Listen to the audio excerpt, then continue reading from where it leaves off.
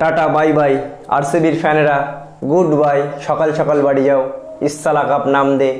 1000 বছরেও তোমরা কোনো কাপ জিততে পারবে না। বলেছিলাম, মিললে তো আমার কথা। সকালবেলায় বলেছিলাম আরসিবি আজকে ম্যাচ হারবে, আজকে একেবারে সোজাসুজি ব্যাগ প্যাক করে বাড়ি যাবে। বন্ধুরা, রাজস্থান রয়্যালের সাথে হেরে আইপিএল থেকে এলিমিনেট হয়ে গেল আরসিবির দল প্রতিবারের ন্যায়। এই টিমটা আমাদের চেন্নাই সুপার কিংকে হারিয়ে এদের ফ্যানরা চেন্নাইয়ের প্রত্যেকটা ফ্যানের সাথে মদ খেয়ে মারামারি করেছিল বেঙ্গালুরের রাস্তায়। আমাদের যে চেন্নাই সুপার ফ্যান তাকে ধাক্কা মেরেছিল, ধোনির যে স্পেশাল একটা ফ্যান আছে রামবাবু তাকে ধাক্কা মেরেছিল। চেন্নাই বাস যাচ্ছিল, সেই চেন্নাই বাসের সামনে অসভ্যতামি করেছিল, সোশ্যাল মিডিয়ায় বাজে বাজে কমেন্ট করেছিল, ধোনির ফটো নিয়ে বাজে বাজে কাজ করেছিল এই আরসিবির ফ্যান। নাচানাচি করো, অতিবার বেড়েছিলে না তোমরা? সত্যি কথা বলতে অতিবার বেড়েছিলে না? যেমন কর্ম তেমনই ফল। কালকে কেকেআর জিতলো, কিন্তু কেকেআর জিতে ফাইনালে গেল, কেকেআরের সেলিব্রেশন দেখেছিলে? চেন্নাইকে হারিয়ে এমন সেলিব্রেশন করছিল এই আরসিবির টিম যেন এরা বিশ্বকাপ জিতে গেছে। বন্ধুরা, এরা নাকি আইপিএল জিতলে পৃথিবী ধ্বংস করে দিত। বন্ধুরা, তাও বাঁচা গেল যে এরা আগেই বিদায় নিয়েছে আইপিএল থেকে। আজকে বলেছিলাম যে ট্রেন্ট বোল্ট উইকেট পাবে, ডুপ্লেসি বাহাতি বলে আউট হবে, বোল্টের বলে আউট হলো।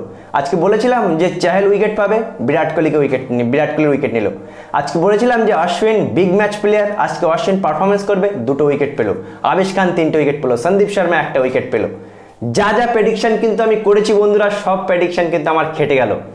এই আরসিবির টিমটা বিরাট কোহলিকে ছেড়ে দিলে এই টিমটাকে কেউ পছন্দ করে না, কেউ একে দেখতেই পারে না। যে চেন্নাই সুপার কিং ফ্যান সব থেকে বেশি ভদ্র, যারা অন্য টিমকে বাজে কথা বলে না, সেই আরসিবির ফ্যানদের ধরে ধরে এরা অপমান করছিল, জার্সি ধরে টানছিল, কি না করছিল আমাদেরকে হারিয়ে।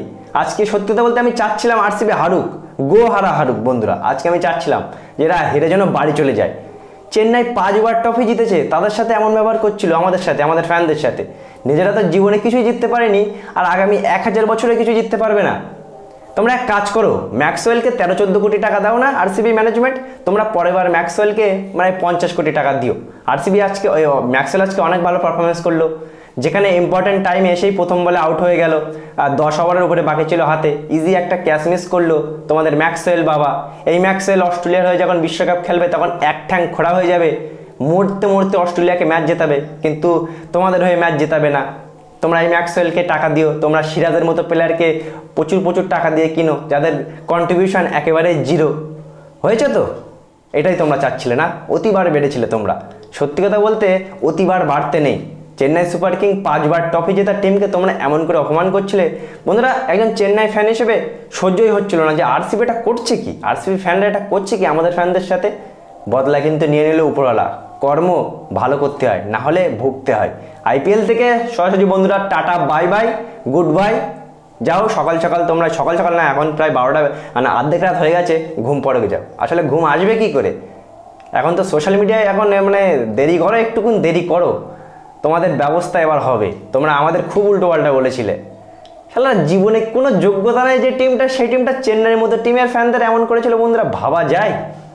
যাই হোক, আরসিবির বিদায়টা তোমাদের কেমন লাগলো অবশ্যই জানাবে। আর এই টিমটা ডিজার্ভ করতো না আইপিএল ট্রফি। এই টিমটা শুধু বিরাট কোহলিকে ছেড়ে দিলে অন্য কোনো প্লেয়ারকে বন্ধুরা সহ্যই হয় না, আর ডিজার্ভ করতো না। সকাল বাড়ি গিয়েছে, ভালো হয়েছে। আমিও চাচ্ছিলাম, যে কথাগুলো বলেছিলাম মিললো তো বন্ধুরা।